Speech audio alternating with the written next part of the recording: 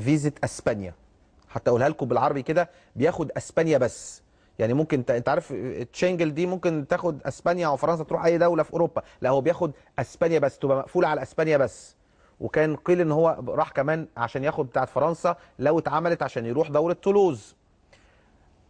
بعد بكره هو المفروض يروح بكره السفاره الاسبانيه عشان ياخد التاشيره، بس هو عنده امتحانات في المعهد بكره بتاعه، فهيروح بعد بكره ياخد تاشيره اسبانيا، لان من المفترض ان هو هينضم لمنتخب مصر، هيقعد 3 ايام مع المنتخب ويسافر بعد كده لريال بيتيس. ريال بيتيس.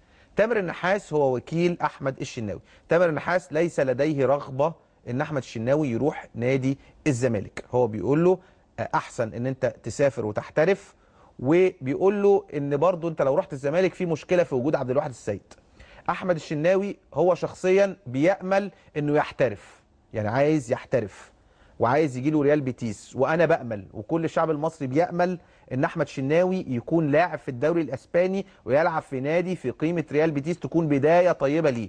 هو هيروح اختبار لمده اسبوع.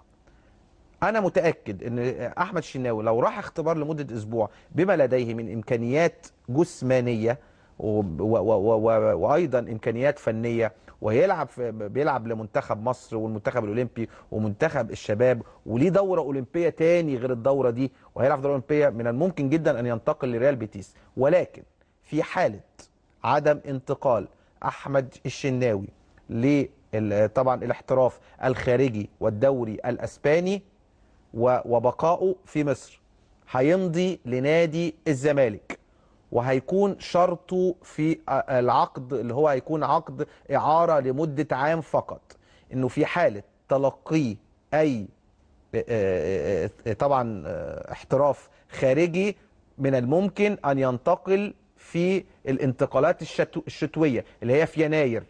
لو لم يتلقى فيكمل إعارته مع نادي الزمالك. هي دي قصة أحمد الشناوي. أما بالنسبة لبقية اللعيبة، حسام حسن ليس لديه أي مانع لانتقال للزمالك، مؤمن زكريا ليس لديه أي مانع لانتقال للزمالك، حسام حسن يعني نوعا ما لو ربنا كرمه باحتراف بعد الأولمبياد الوضع ممكن يتغير. الياسو يتمنى انه يكون في نادي الزمالك. عبد الله سيسي عقده انتهى، ولكن ارتباطه العاطفي مع واحترامه لكامل ابو علي ان هو مكمل مع النادي المصري.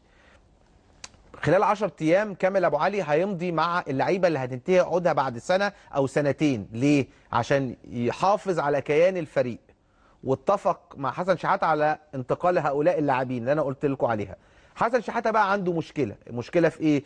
ان مشكله هو عايز راس حرب، ورزاق موقوف 4 مباريات بقوا 3.